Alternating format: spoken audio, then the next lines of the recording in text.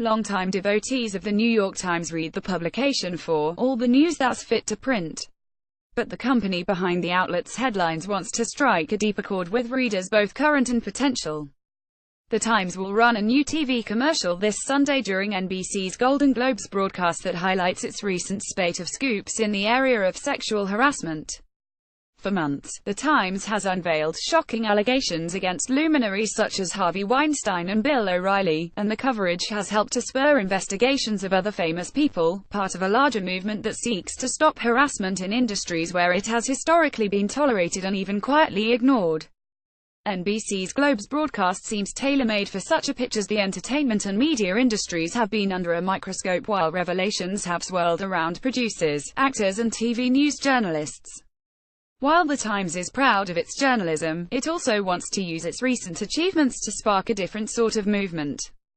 The essential problem our marketing is trying to solve is that the news is a high-involvement, high-interest category, but most people in this country don't pay for it, said David Rubin, senior vice president and head of brand for The New York Times, in an interview. Most people are getting their product for free. Our job is to get more people to see they need to pay for it directly. The new ad surfaced first on NBC's Friday broadcast of Megyn Kelly Today, during which the host interviewed two Times journalists involved in recent stories about harassment, Emily Steele and Megan Twohey. For the past year, The Times has been acting as if it were a different kind of advertiser. Newspaper companies for decades typically relied on direct response commercials to solicit people to buy subscriptions. The brand building, as it were, came through the daily, now hourly and minute-by-minute dissemination of news product. Rubin acknowledges The Times is hardly Procter & Gamble or Apple, two companies that sink hundreds of millions of dollars into TV advertising every year. But, he adds, his company can use TV commercials in strategic fashion. We have our share of sales and immediate offers, says Rubin.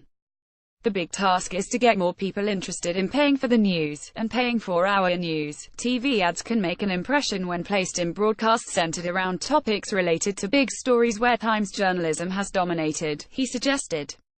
We're not the largest spender on television, he added. When the company does choose to run a TV ad, he said, it would be related to a thing people really care about, and we've often had a role in their caring about it. The key to New York Times Co's recent financial health has been subscriptions to its digital products. The company boasted approximately 2.49 million paid digital-only subscriptions at the end of the third quarter of 2017, representing a 59.1% increase compared with a year earlier period. But that was accompanied by a 9% decrease in overall ad revenue and a 20.1% dip in revenue from print advertising. Rubin said the company hopes its distinctive TV ads, crafted by agency Droga 5, spark new conversation and interest among big audiences, while digital and direct response advertising prod people toward a transaction. The Times is also working with Omnicom Group Media buyer Heart Science. The Times has been lockstep in a growing movement. In 2017, the company ran a commercial in ABC's Oscars broadcast for the first time, talking about its efforts to find the truth for its subscribers during a time when that very thing has been stretched by the actions of the Trump administration. In October, Time Warner's CNN launched a promotional salvo demonstrating to viewers how it focuses on facts first. One of the promos shows a stark picture of an apple on the screen, while music plays. "There's an apple," says a narrator. Some people might try to tell you that it's a banana. They might scream, "Banana, banana, banana," over and over and over again. They might put "banana" in all caps. You might even start to believe that this is a banana.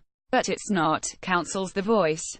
This is an apple. Expect the Times to continue to use TV when appropriate, said Rubin, who indicated the company would consider specific broadcasts.